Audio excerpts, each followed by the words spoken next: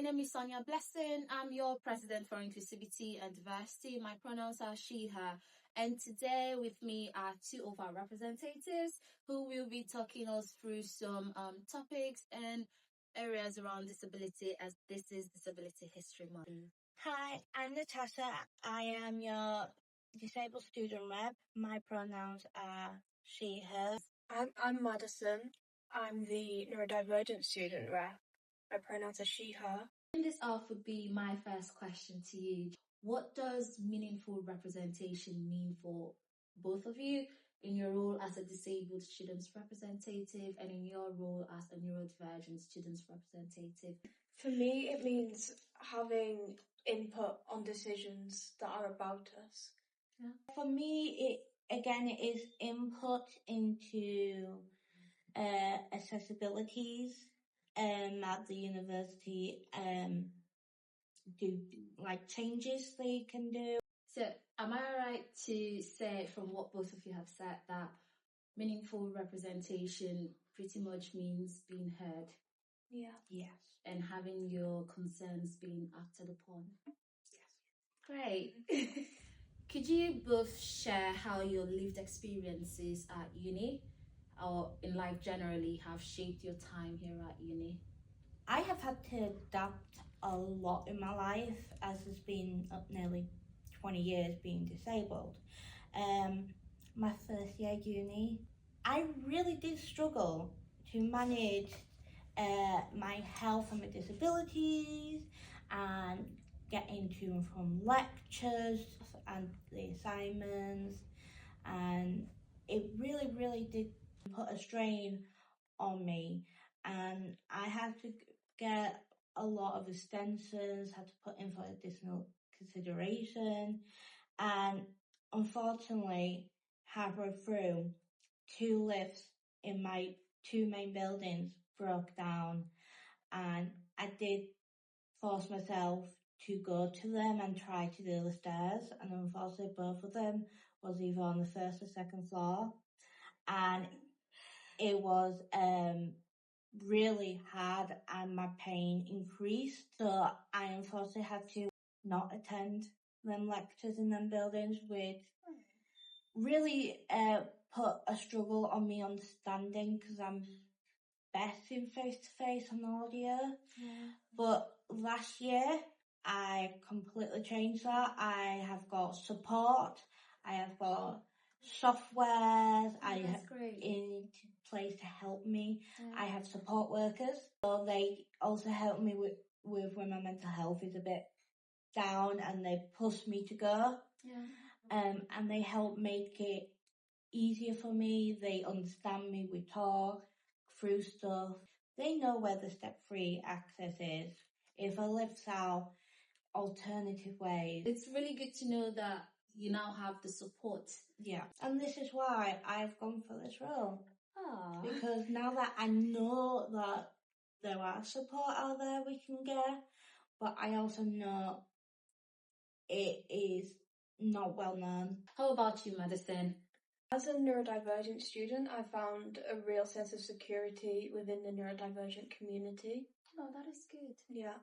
Academically, there's been times where I've really struggled because my brain doesn't necessarily learn in the same way as the neurotypical person would, with like timed exams and certain noises and things like that, been quite overwhelming.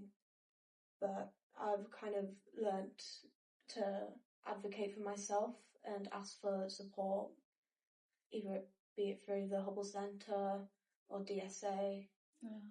And socially, throughout my whole life, I've struggled to make friends, which can be really isolating. But I've made friends within a neurodivergent community, and we're all kind of in the same boat, I've learned.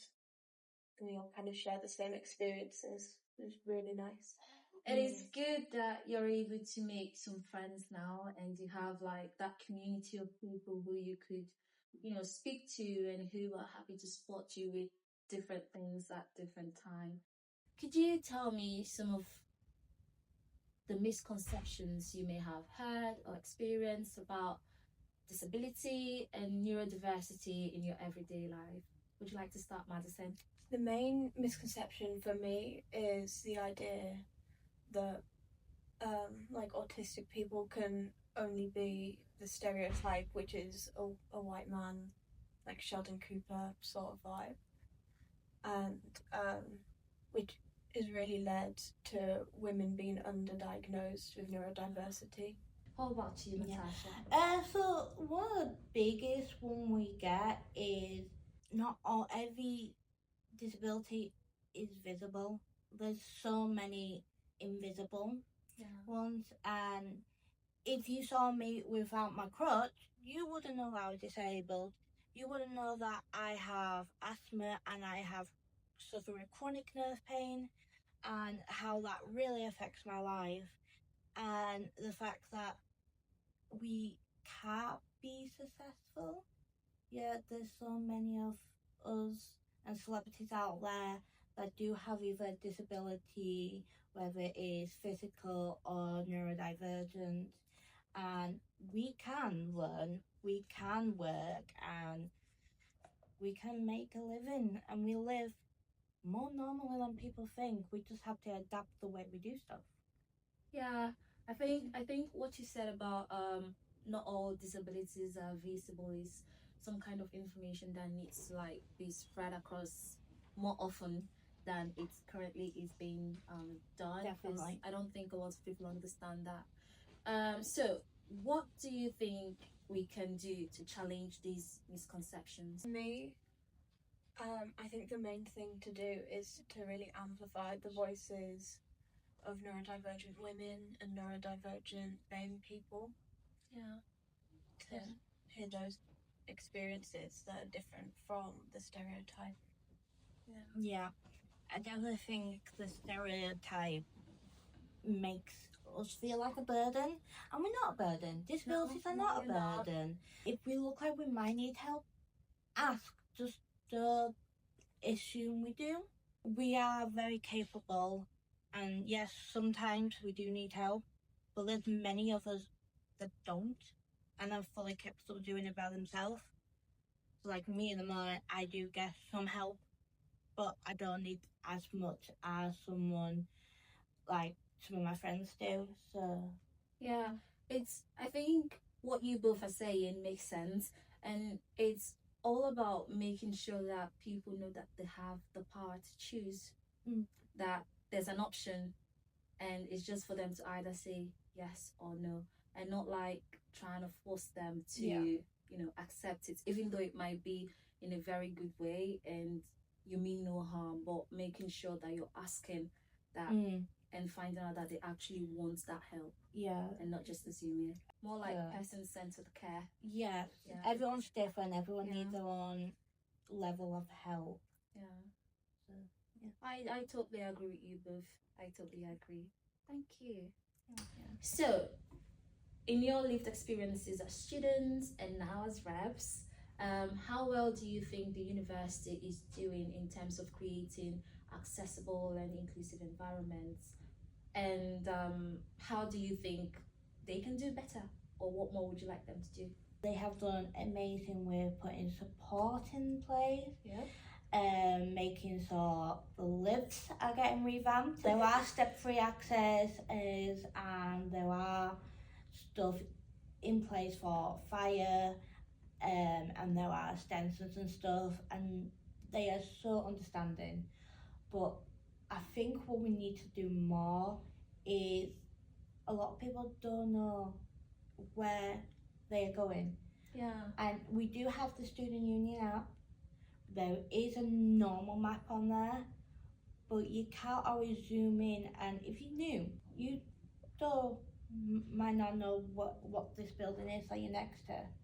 Yeah, I do agree with you. Maybe a campaign, an information campaign, basically to like champion all those step-free accesses for people to easily find, especially new students who may not be familiar with the university environment.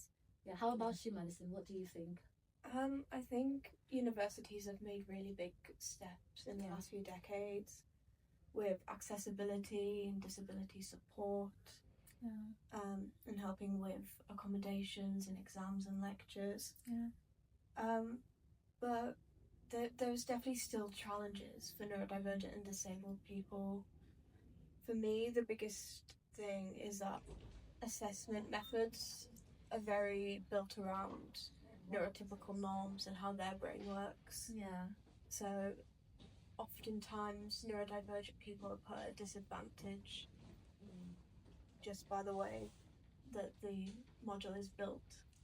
This is like, in my head, this is like a topic I feel like we could pick up with, the student services team to like explore options and work out ways to, figure out something that could work for people living with disabilities. Because again, a neurotypical person may not necessarily be aware of those challenges that a neurodivergent person might be facing, and it could be something that could be solved with a conversation, but because this conversation is yet to happen, we necessarily do not have those changes implemented. But yeah, I totally get you both. Thank you. How do you think fellow students and staff can be better allies to people living with disabilities and neurodivergent students and people generally? That is outside of the awareness campaigns, that's Disability History Month. What do you think they could do better? So I think it is having an open mind. Being open-minded, asking questions. For staff is not judging. I think being that higher person, we kind of look up to people like you guys. You're trying to say people should have an open mind and not just assume, just like we were saying before. Ask questions if you're not sure, and that will take a lot of stress out of both you and the person you're probably having a conversation with. How about you, Madison? What do you think? For me, some of the smallest actions can just really help how your day goes. I think having neurodivergent and disabled people in mind when you're planning events, like having maybe less harsh lights and less loud noises might really help, or even just asking someone if they're okay if they look distressed. And promoting representation that's inclusive. I mean, that's why we have you. I mean, I totally understand you, because I mean, I don't have that lived experience as a neurodivergent person, and as much as I can read and learn, there's always going to be that difference between someone who is experiencing this in their everyday life and what I can read about online and from any textbook. I don't know if I'm making sense. So inclusive representation is very, very, very, very much needed, and having an open mind is a really great thing, because having an open mind helps you have that honest conversation with people, because it shows you're interested in knowing how you can best support that person through whatever they're going through, and just takes away the awkwardness that comes with not knowing, because you don't really know. So it's like you might see what we want you to see, because a lot of us do like masking. We could be like, oh my god, what do I do? I'm feeling overwhelmed. Do I go? Do I try to talk to someone? And we might seem calm, but we might not be in our heads. What changes would you like to see here at the university within the next 5 years? I would like to see a lot more inclusivity in education towards neurotypical people, so they can attempt to understand what it's like to be in this world but see it differently. Having that area and environment where we don't feel like asking for help is a burden, and that's something I have felt for a very long time, and I am feeling less like a burden, and knowing that there's people out there that's willing to help adapt stuff for us. Just having that confident, open communication and making sure any issues like ramps or something get sorted and raised and fixed as fast as possible. From what you both have said, am I right to say this, that you'd like to see more inclusive education around disabilities, neurodiversity, just more awareness around these two areas, and that you'd like to see an environment where people living with disability do not have to feel like they have to ask, or can easily have access to information that they need without feeling like a burden? Is that correct?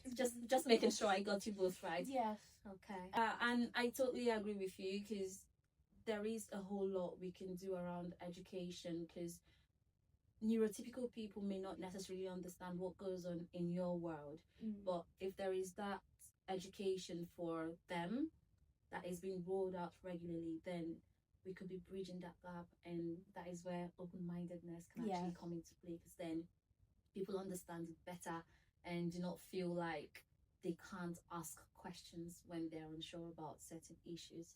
And fixing issues that are related to accessibility, like the ramps, the if anyone is has some potholes in them and those kind of things, and the lifts, as the issues arise in different settings. Is that correct? Yes.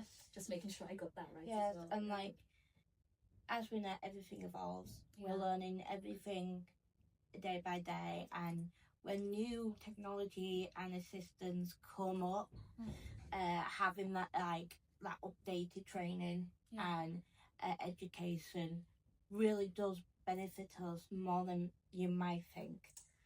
So we appreciate everything.